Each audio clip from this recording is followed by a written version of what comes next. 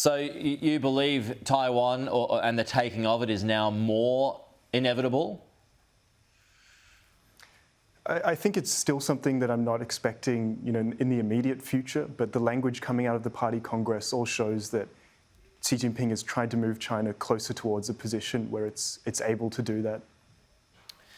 Okay, I mean, in terms of a time frame, where have you shifted your idea? If you say it's not the near term, I mean, it is something that he does want, right? He's written that into the Constitution, I think, is what I was reading about yesterday. That's right. They've certainly escalated their language around taking Taiwan. Previously they would talk about the need to peacefully reunify with Taiwan. Now that language is really more and more talking about, resolutely fighting against so-called Taiwan independence forces. But I think part of the challenge is that, Xi Jinping has no real strategy to engage with Taiwan.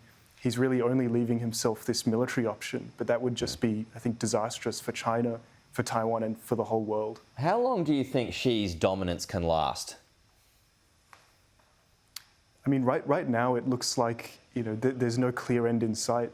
He's managed to so successfully push out any opposition within the top levels of the Chinese Communist Party, of the actual political core of China. And that is just a signal to me of his political dominance, his ability to manipulate workings behind the scenes. And so there's really no powerful organised opposition at the top of the party. Well, if anyone raises any concerns, they get sent off to the gulags, right? Yeah, and I mean, a really worrying signal here is that he's elevated top security officials to political roles that they've never held in the past.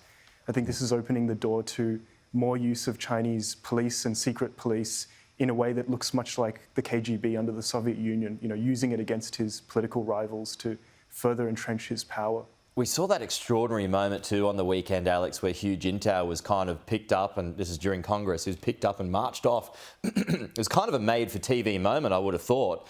What did you think of that? I mean, China said, oh, he's sick, he's unwell, we moved him on, but I don't think anyone's really believing that. It really is hard to believe the official line. Hu Jintao, this former president of China, Xi Jinping's predecessor, was clearly reluctant to be pushed off stage in front of foreign press, in front of TV cameras.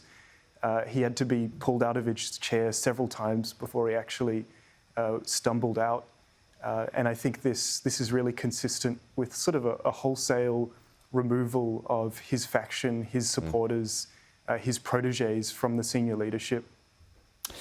Alex Joske, I think you're one of the key voices in this story, so I appreciate your time this morning. Thanks so much for joining us here. Look forward to talking to you again soon. Alex Joske there, coming to us from Canberra.